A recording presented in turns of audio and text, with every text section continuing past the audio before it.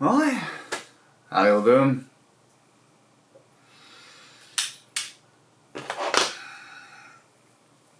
I've got most of my bits done.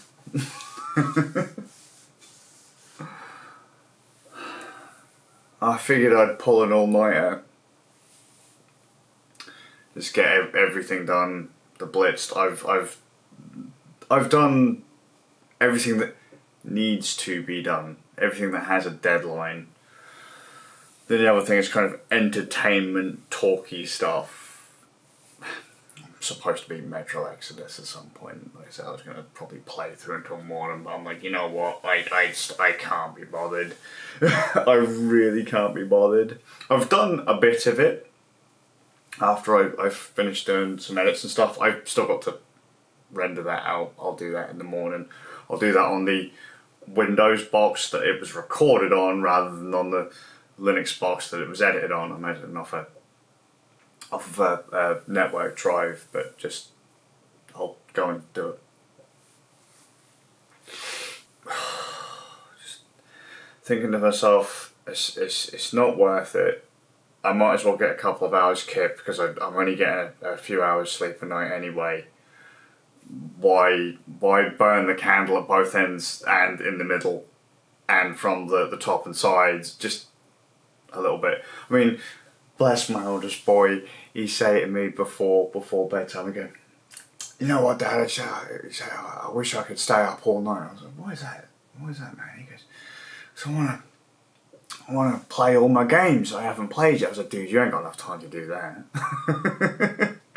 And now I was just like, dude, I wouldn't want him to do that, bless him. End up feeling like crap. It's not a solid groove. I should not be drinking tea right before going to bed. But I should be able to get a good few hours. Plus it means rather than being completely zonked in the morning, I get to spend some time with my boys.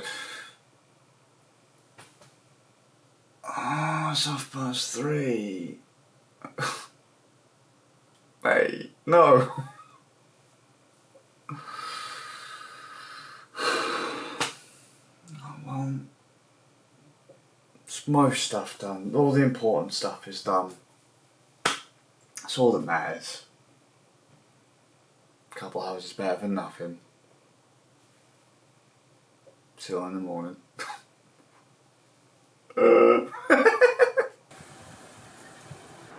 Well, it's a good thing I didn't plan on getting any sleep, eh? What? Got to bed by about 4. By about 4:30, the wife was very unwell. Very unwell. Bless her. So, chucked her up in bed. She's got a nice warm cup of tea, blankets. Now she can feel chic, and she's got a projectile bowl. Yeah, we got no kip at all. She's had COVID tests because she's showing symptoms. I know there'll be people out there who go, well, why are you bothering with that? You don't have to do that anymore. You have to pay for COVID tests now. I know, but when you've got people in your family with pre-existing health conditions and breathing, we've got someone with a pretty bad lung condition in the household. You don't fuck around with that kind of stuff. So we're on high alert again. Taking the tests, we're clear. Just gotta be careful. You need to sleep, right? Let's put the old deer through her paces. 1080, 60. Let's see how this goes. Cross your fingers. That actually went a lot better than expected. I streamed EDF for 4.5 hours, and I expected there to be a few bugs, a few hiccups, a few glitches, maybe a bit of a stuttering issues, maybe like some audio delay issues, like retiming issues, latency issues, so things were kind of maybe slightly out of sync, but all in, pretty solid. I mean, I make it sound like Well, that makes it sound realistically like that machine wasn't capable of it. It would be like a 1 in a billionty chance that it would do it. But live streaming came from a lot less than what I was running that rig on. I'm just asking it to do a reasonable amount with quite finicky kit. And, you know, I've used that machine and that setup before, so it worked. You know, I'm actually a lot more tolerant of things than I really make out. You know, if there's the occasional stutter or whatever, it can't be helped. Even big boy hardcore i9, Intel i9 machines will have the occasional stutter or whatever. You know, there's so many different variables in these machines, it's, you know. So it worked. There were some issues though. There were some issues. The one that threw me off that I did not expect at all, realistically, even though I knew that the software I was using was a bit finicky, a bit of a dick at times.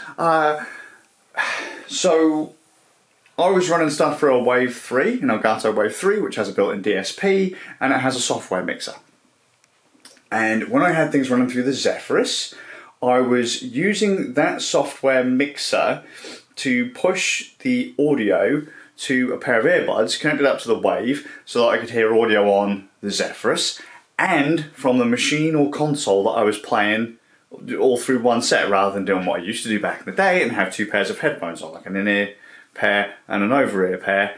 You know, or if you had like a Go XLR, you could do the same thing just by running a separate audio line from like an output of a telly into a thing or whatever. But I wanted to be able to hear the game and all that kind of stuff. And traditionally, that's been a bit wobbly, because if you use the Wave software to capture audio from a USB sound card, there's a bit more delay than if you were to put the audio directly into, say, OBS or Expert or Wirecast or something like that. Because there's a bit of extra processing that has to be done to pull it from the card into the mixer and then back out to your headphones, versus just running the audio feed directly into your capture software and job done.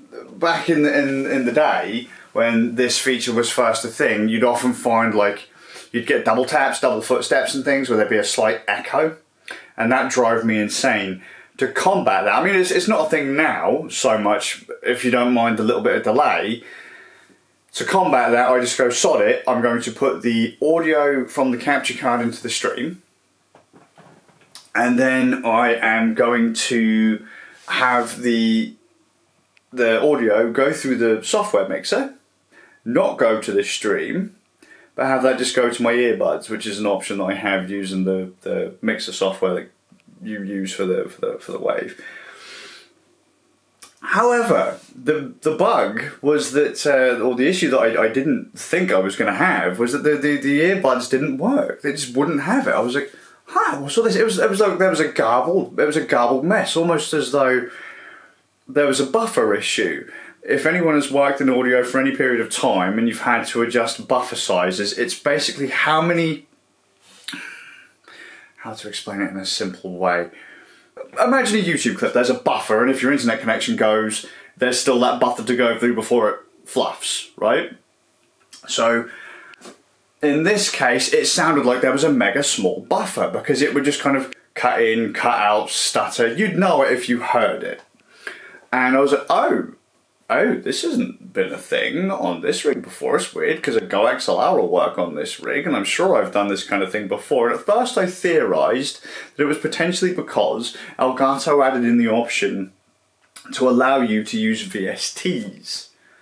So, like audio effects in their mixing software, because the mixing software output goes directly into OBS or XSplit or Wirecast or whatever it is you use, and usually you'd apply effects there or somewhere else in the signal chain, right? But you since like the Go XLR and the Wave microphones kind of do everything all in one place and then feed it out all in one feed, it's kind of awkward, because if you add in a noise removal plugin, it's only looking for your voice.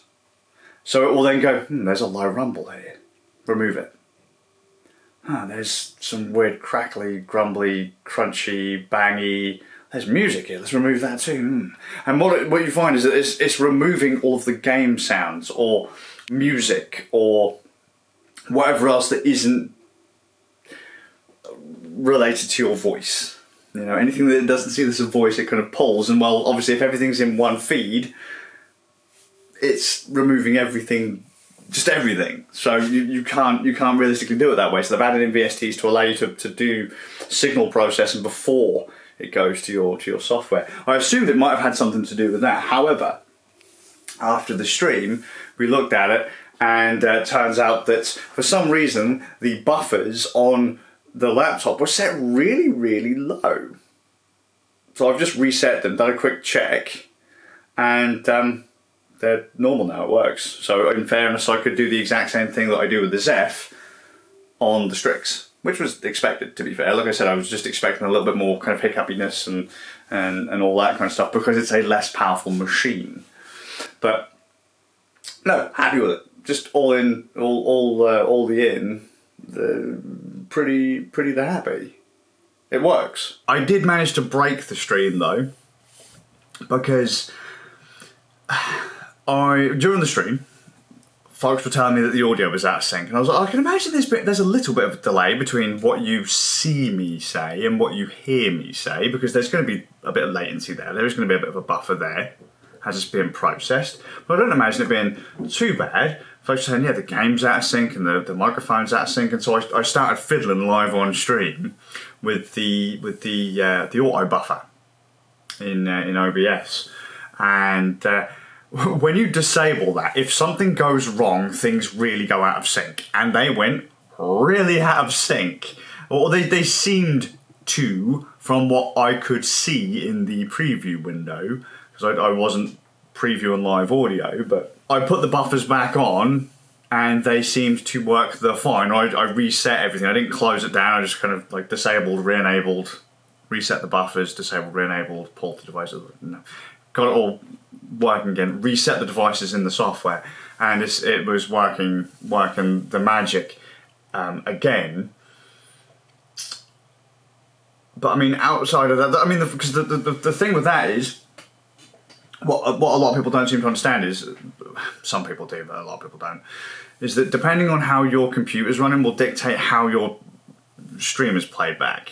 Okay, so audio sync issues can be caused by the viewer. The stream can be perfectly fine, but for example, if I watch a video on YouTube, Belial on Linux, the browser Firefox isn't always accelerated. Some video formats don't play properly on Belial, so if I set them to a high resolution, all of a sudden you'll get like a random stutter, and then bam, audio will just be completely out of sync with the video, or just it just like stutters all the time. It's not the stream, it's the computer that's playing back the thing.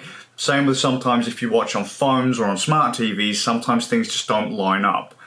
That's not a problem with the stream, it's a problem with the device that it's being viewed on, but you try and combat that kind of stuff as best you can. That's what I like to iron out all these bugs before I go and do stuff with other people, kind of thing.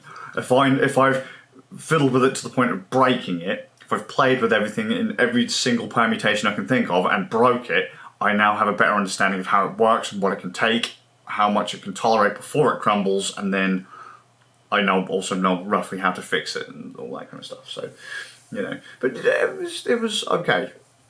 It was expected. It was fine. Pretty much everything went as to be. So I'm going to keep on using it. I was planning to bust out the Go XLR Mini if I couldn't get the DSP mixery stuff working on this. The Go XLR actually is fantastic if you can get hold of one. It does the exact same stuff as the Wave, in that you can control multiple inputs and outputs, and you know, you can adjust volumes and mute microphones, you can mute them to stream, you can mute them to chat, you can mute them to whatever, and still, like, I can still be listening to music but it not appear on stream and all that kind of stuff, because it gives you different channels that you can run audio to. Really nice piece of kit. Odd note though, this doesn't like being plugged in with one of my wireless mice, the Wave. but the Go XLR does basically the same job, multi-channel digital signal processing with a software mixer, and in the case of the Go XLR, a bit of a hardware one as well. This doesn't like the mouse receiver.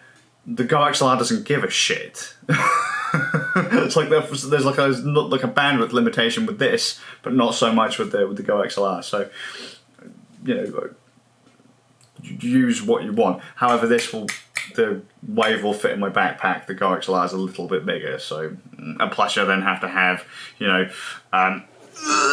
extra microphones and cables, and that can be a bit the mess. So whatever. But yeah, I think that's it. I'm happy with it. I've used that rig before. I'm using it again now. It's doing what I expect it to. I was just a bit worried that as it's getting older and software is becoming more mature, requirements tend to go up as time goes on. Obviously your hardware doesn't get faster. The only reason your hardware gets slower is because requirements go up and it stays the same. So where it might have been able to run a piece of software day one, 3 years later the requirements of that software may have gone beyond the capabilities of your hardware. So, you know, yeah, I think that's the groove. I'm pleased. I'm happy. Ugh, but my brain hurts and I'm tired. My boys have gone to grandma's. The wife is still unwell. So I'm gonna go and try and pass out. I already missed the boys, man. I hoped to hang out with them this afternoon, but I guess Grandma was in a rush. The wife's mum came down, picked them up, took them to McDonald's, and I'll see him again Sunday. But I wasn't actually expecting Grandma to come round. It was a bit of a surprise to me, so I was hoping to have done other stuff today, but it's not going to happen, so I'm just going to go and crash out.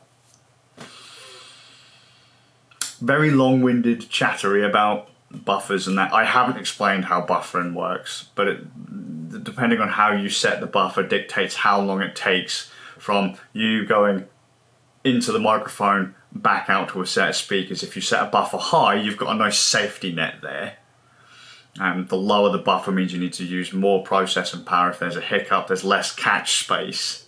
You know, the net's really small, you jump, you've got more chance to fuck it up or for it to fuck up and ruin everything. Big buffer means more space or more safety, but takes longer to, should we say it takes longer to deploy the big safety net than the small one?